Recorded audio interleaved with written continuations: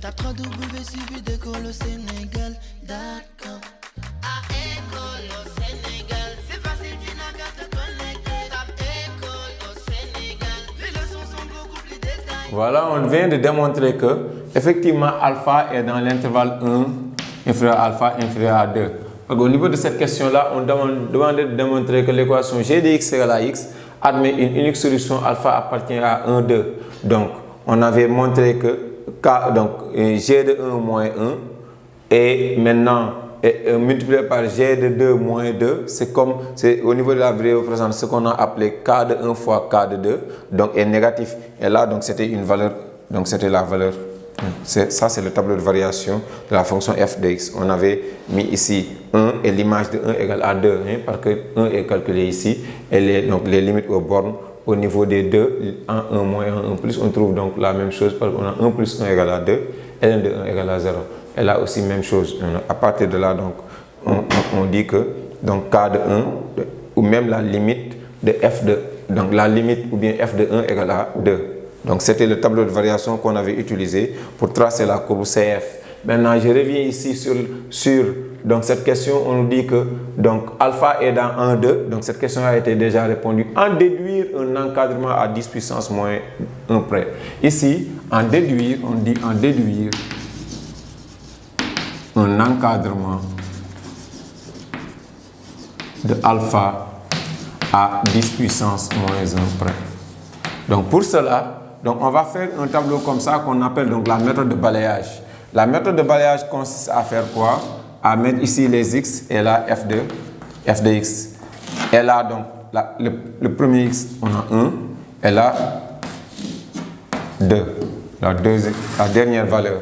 Maintenant donc la valeur qui vient juste avant 1, donc je vais mettre c'est 1,1, mettez 1,2, 1,3, 1,4, 1,5, 1,6, 1,7, 1,8 et là donc 1,9 et 2.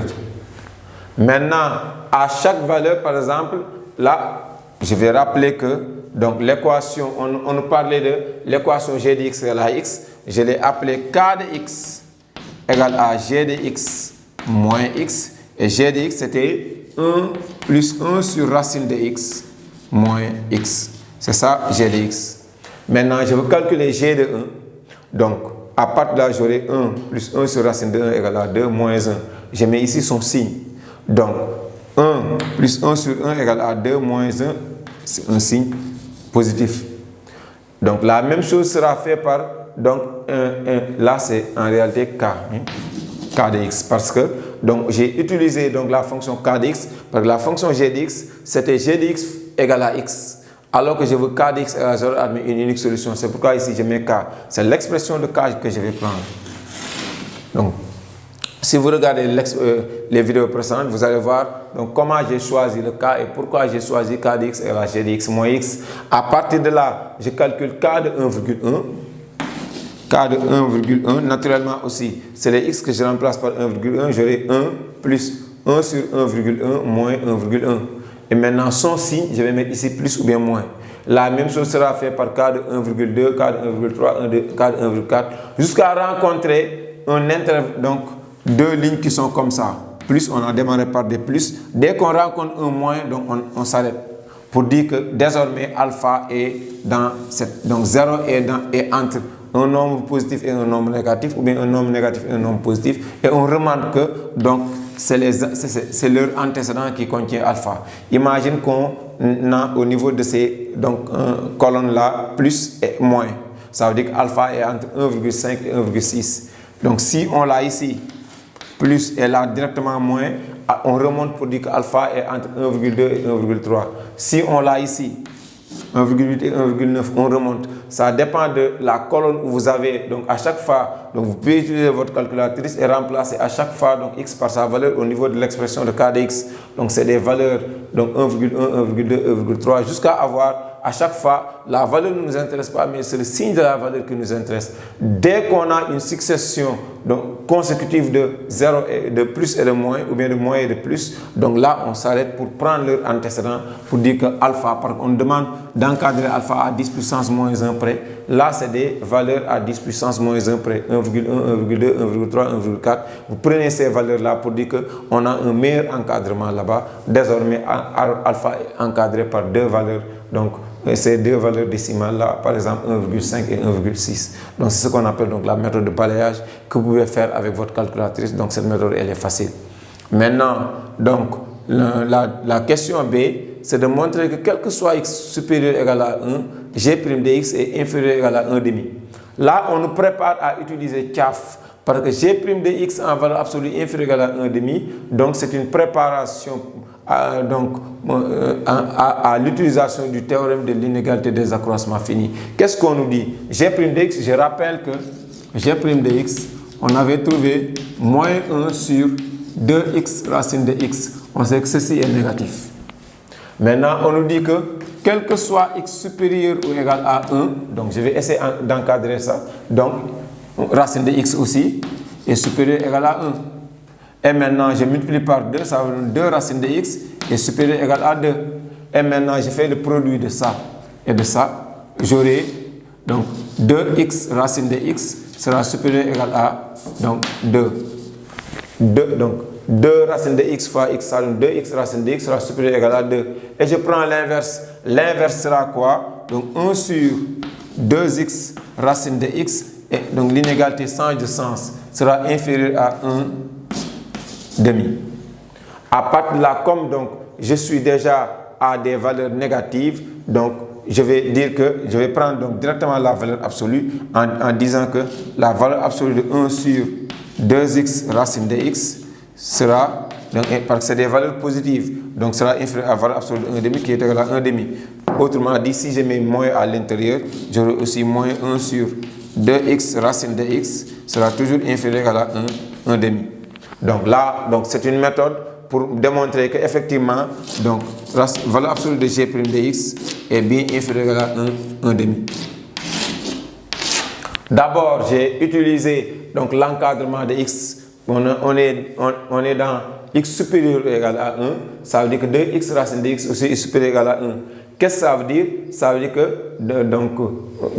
je fais l'encadrement du produit parce que ici x est positif, je suis dans l'intervalle 1 plus l'infini. Donc 1 plus l'infini, x supérieur ou égal à 1. Je dis que donc 2x racine de x aussi supérieur ou égal à 2 par produit, le produit des encadrements. Donc je peux dire que 2x racine de x est supérieur ou égal à donc 2 fois 1 égale à 2 puisque les bornes sont positives. À part de là, je prends l'inverse. Même si les bornes sont positives, si je prends l'inverse, l'inégalité change de sens. En réalité, maintenant je prends aussi la valeur absolue. Maintenant, n'oubliez pas que A, la valeur absolue d'A, c'est la même chose que la valeur absolue de moins A. C'est ce que j'ai appliqué ici. Donc pour tout compte fait, j'ai la valeur absolue de g' de x est inférieure à 1 demi. Donc ceci me permet de répondre à la dernière question ici de cette partie-là, donc la partie 1 de la question B, en déduisant que quel que soit x supérieur ou égal à 1, donc g de x moins alpha est inférieur à 1 demi de la valeur absolue de x moins alpha. Qu'est-ce qu'on sait? On sait que ceci est vrai. Valeur absolue de g' de x est inférieure à 1 demi. Qu'est-ce que je vais dire? Comme valeur absolue de g' de x, valeur absolue de g' de x inférieure à 1 demi. Dans quel intervalle? Quel que soit x supérieur ou égal à 1. Ici, on va dire quel que soit x supérieur ou égal à 1, donc le alpha qui est une solution aussi, donc est supérieur ou égal à 1, parce que alpha était dans 1 plus l'infini. Donc mieux même, on avait encadré alpha qui est égal à dans 1, 2. Maintenant, on avait aussi encadré alpha à 10 puissance moins 1 près. Comme ça, on a une valeur approximative de alpha qui on sait qui est dans 1 plus l'infini. Maintenant, ici, on va dire que, donc, je vais calculer g de alpha. G de x égale à x. Ça veut dire que g de alpha égale à alpha. Parce que, donc, j'étais en train de démontrer que l'équation g de x égale à x admet une unique solution. Ça veut dire que g de alpha égale à alpha. À partir de là, donc, on va dire en appliquant le théorème de l'inégalité des accroissements finis CAF sur un intervalle alpha x, alpha x. Donc alpha x est dans 1 plus l'infini bien sûr. Parce que x est dans 1 plus l'infini, alpha est dans 1 plus l'infini. Si je prends un intervalle alpha x est dans 1 plus l'infini. Pourquoi j'ai pris l'intervalle alpha x? Cet intervalle-là se trouve toujours dans l'énoncé. Regardez ici, on a pris donc l'intervalle x moins alpha. Donc dans le cours, on a dit que si g' de x est inférieur ou égal à une valeur réelle m, ce m-là aussi est reconduit au niveau de Tchaf. Ça veut dire que g de b moins g de a est inférieur ou égal à m facteur de b moins a en valeur absolue. Là aussi, j'applique la même chose. Je vais dire en appliquant Tchaf sur l'intervalle alpha x, je peux dire que donc g de x en valeur absolue moins g de alpha est inférieur ou égal à ce 1 demi là. Donc g de x est inférieur ou égal à 1 demi. Le 1 demi sera reconduit valeur absolue de x moins alpha.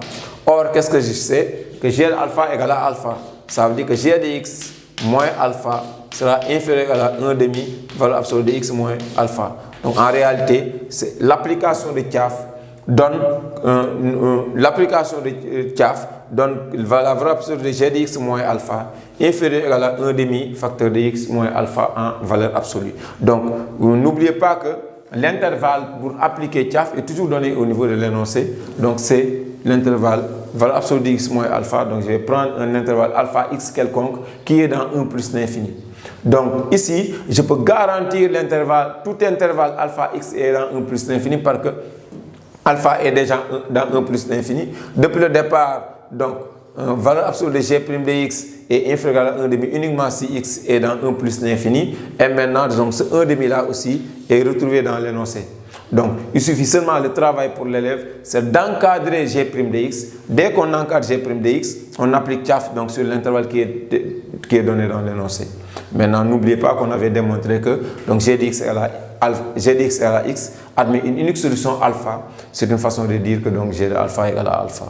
Maintenant, donc la deuxième partie du problème, on avait donné donc la deuxième partie de la partie B, on avait donné une suite numérique donc qui est définie de façon récurrente, donc comme w0 égale à 2 et wn plus 1 en fonction de wn.